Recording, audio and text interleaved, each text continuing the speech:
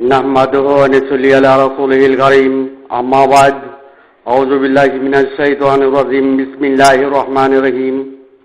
বন্ধুগণ, আলহামদুলিল্লাহ। বন্ধুগণ, সৃষ্টির যুগলের প্রথম পূর্ব অংশের অনুসারী দাবিদার মুসলমানগণ, জিনের অংশে মনের অংশের দাবিদার মুসলমানগণ, যা মাঠে সৃষ্ট নয় এমন অংশের অনুসারী দাবিদার মুসলমানগণ, সাহায্যকারী তালিকা শক্তির যুক্ত অংশে অনুসারী দাবিদার মুসলমানগণ, ঘুমন্ত অবস্থায় ফারাক ও যুক্ত অংশের অনুসারী দাবিদার মুসলমানগণ, কুল্লা তামুন্না আলাইয়া ইসলামাকুমের অনুসারী দাবিদার মুসলমানগণ, বাইল্লাহি ওয়া মুন্না আলাইকুম মান হাদাকুম লিল ঈমান ইন কুনতুম সাদিকিনের অনুসারী দাবিদার মুসলমানগণ, কুলনা বেতু মিনহা জামিয়ার যুক্ত অংশে দাবিদার মুসলমানগণ, সৃষ্টি অনুসারী মুনকারী মুনকিরাতের দাবিদার মুসলমানগণ, মাদ্রাসা মক্তবের অনুসারী দাবিদার মুসলমানগণ, তাদের সত্য মিথ্যা সংরক্ষিত দলিলে উমাইয়া পণ্ডিতগণের সিলসিলায় ইমাম মেহেদীর আবির্ভাবের কথা উল্লেখ করেছেন। বন্ধুগণ, দুনিয়াবাসী যে কেউ ইমাম মেহেদীর দাবি করলে, ইমাম মেহেদীর সত্যায়িত হইতে চাইলে ঈসা আলাইহিস সালাম আল্লাহর জমিনে আসিতে হইবে। কারণ তাদের ইমাম মেহেদীর কাছে ঈসা আলাইহিস সালাম বাইয়াত গ্রহণ করিবেন। যতক্ষণ পর্যন্ত ঈসা আলাইহিস সালাম আবির্ভূত না হবেন ততক্ষণ পর্যন্ত ইমাম মেহেদীর দাবিদারগণ সঠিক ইমাম মেহেদী নয়। ইমাম মেহেদীর দাবিদার যারা, তারা সঠিক ইমাম মেহেদী নয়। বন্ধুগণ, ইমাম মেহেদী আবির্ভাব হলে ঈসা আলাইহিস সালামের আবির্ভাব হইবে, ইমাম মেহেদীর সত্যায়িত দলিল এটাই। বন্ধুগণ, পবিত্র কোরআনের সর্বকালের মানব জাতির ইমাম তাওহীদের সাফায়কারী সুবহানাল্লাহ নাসের আবির্ভাবের অবস্থানে ঈসা আলাইহিস সালামের ঈসা আলাইহিস সালামের আবির্ভাবের কথা কোনো দলিলে উপস্থাপন করা হয়নি। বন্ধুগণ, আল্লাহ তাআলার কার্য আল্লাহ নিজের তত্ত্বাবধানেই রেখে দিয়েছেন। মানুষের সংরক্ষিত অবস্থানের বাহিরেই, মানুষের সংরক্ষিত দলিলের বাহিরেই আল্লাহ তার তাওহীদের আলো পূর্ণরূপে প্রকাশ করবেন, প্রচার করবেন, তাওহীদের দুস্ত্রটি বিশ্ববাসীর কাছে পেশ করবেন। এ মহান দায়িত্ব স্বয়ং আল্লাহ নিজেই মানুষের বাহিরে, জিন মানবের বাহিরেই গচ্ছিত রেখেছিলেন। বন্ধুগণ, জিন মানবগণ বুঝতেও পারে নাই মানব জাতির সর্বকালে তাওহীদের সাফাইকারী ইমামের আবির্ভাব। বন্ধুগণ, আল্লাহ নিজেই মানব জাতির ইমামের ইজ্জত রক্ষার দায়িত্বে ছিলেন। বন্ধুগণ, জিন মানবের ঘোষণায়, মন মানবের ঘোষণায়, সৃষ্টির যুগলে প্রথম পূর্ব অংশের ঘোষণায়, আওয়াইলে মারতিনের ঘোষণায়, সৃষ্টির প্রথম পূর্ব অংশের ঘোষণায় ইমাম মেহেদী সর্বকালের ইমাম এমন কোন সহিহ দলিল নেই। বন্ধুগণ, সাকাসাত কুলুবুমের অন্তর্গত দাবিদার মুসলমানগণ, ওয়ালাকিন তামাল কুলুবুল্লাহ বিশ্বজুরের দাবিদার মুসলমানগণ, ইমাম মেহেদীর ঘোষণায় সত্যায়িত হইতে চাইলে ঈসা আলাইহিস সালামের আল্লাহর জমিনে আবির্ভাব হইতে হইবে। বন্ধুগণ, মানব জাতির ইমাম সর্বকালের তাওহীদের সাফাইকারী সুবহানাল্লাহ নাসের স্বয়ং আল্লাহ নিজেই এবং সত্যায়িত, আল্লাহ নিজেই এবং পবিত্র কুরআন আসমানি বাণী সর্বকালের সমাধানে সত্যায়িত করা। বন্ধুগণ, যতক্ষণ পর্যন্ত ঈসা আলাইহিস সালাম উপস্থিত না হবেন ততক্ষণ পর্যন্ত সৃষ্টি অনুসারী মনকারী জামাতবদ্ধ বাহাত্তর দলের ইমাম মেহেদীর শনাক্ত নাই। তাদের সংরক্ষিত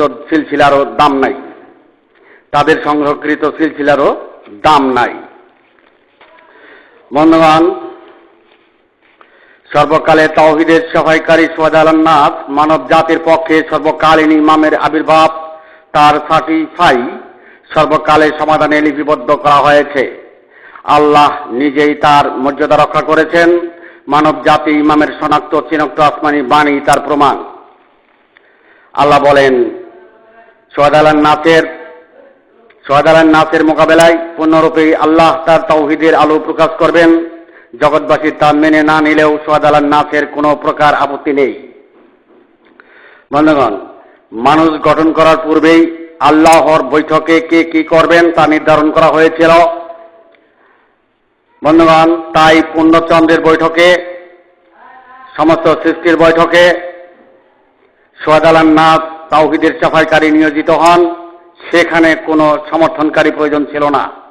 স্বয়ং আল্লাহ তাআলা দপ্তর বন্টনের দায়িত্বে ছিলেন।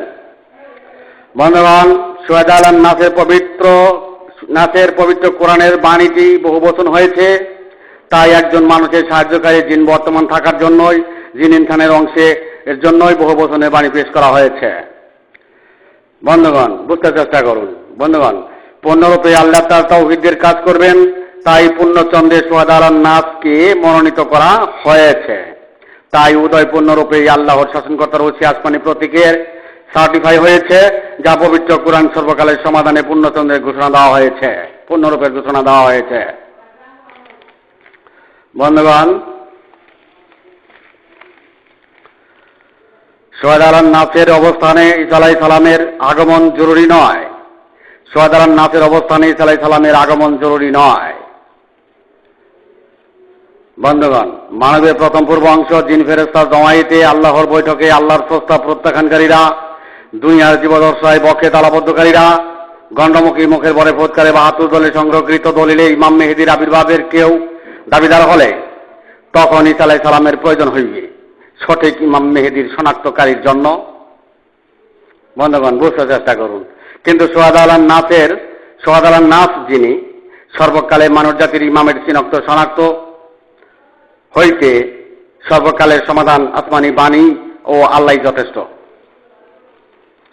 বন্ধুগণ, সোহাদারান নাসের আবির্ভাবের শনাক্তকারী হওয়ার জন্যই ঈসা আলাইহিস সালামের আবির্ভাবের কোনো দলিল নাই।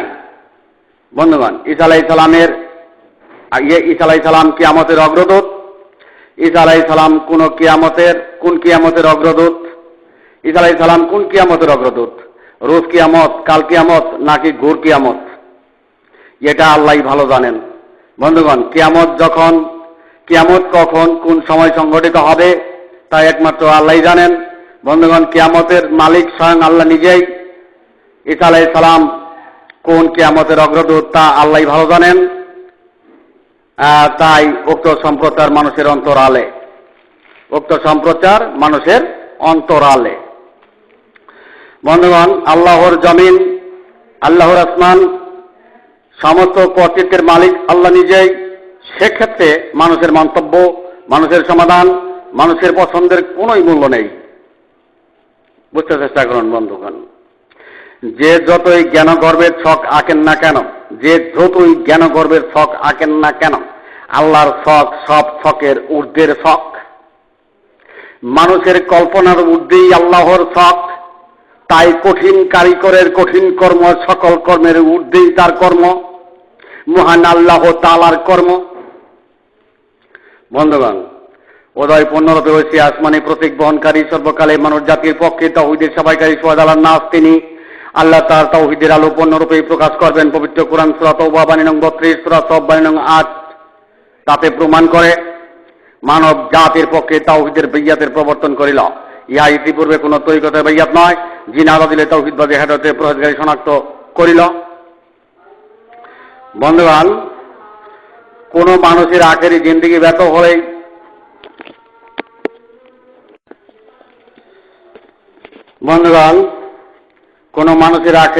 ব্যর্থ হলেই তার সকল কৃত্যকর্ম ব্যর্থ হইল। তাই মানুষের জন্য অনুসরণকারী তাওহীদবাদ বনি আদমের তাওহীদবাদ, আর স্মরণকারী তাওহীদবাদের পরহেজগারী আল্লাহর নিদর্শন প্রত্যাখ্যানকারী জিন আদাদের তাওহীদবাদ। বুঝতে চেষ্টা করুন। বন্ধুগণ, প্রকৃতির নিয়ম ভঙ্গকারীরা পরহেজগারী হলেও তাদের কৃতকর্মের মূল্য পাবে না। প্রকৃতির ফয়সালার অভিনন্দন জানানোই প্রকৃত মানুষের কৃতজ্ঞ সাধন।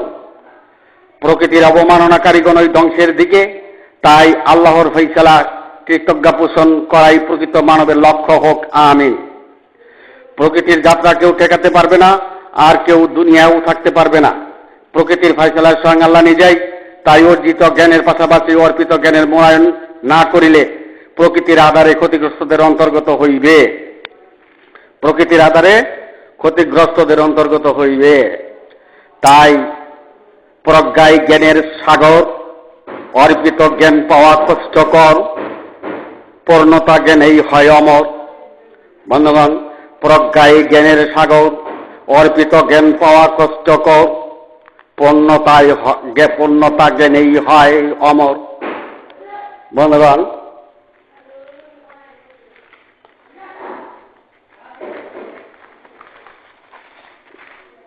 বন্ধুগণ, দুনিয়ার জীবদশায় শরীরের জোর গাও জোর দিয়া জীবশক্তিতে দুনিয়া পাড়ি দিলেন, আর কুলুপকারী আত্মসম্পর্ককারী হয়ে প্রতিটি মানুষকে আখেরি জিন্দিগি পেতে হবে, আখেরাত পাড়ি দিতে হইবে।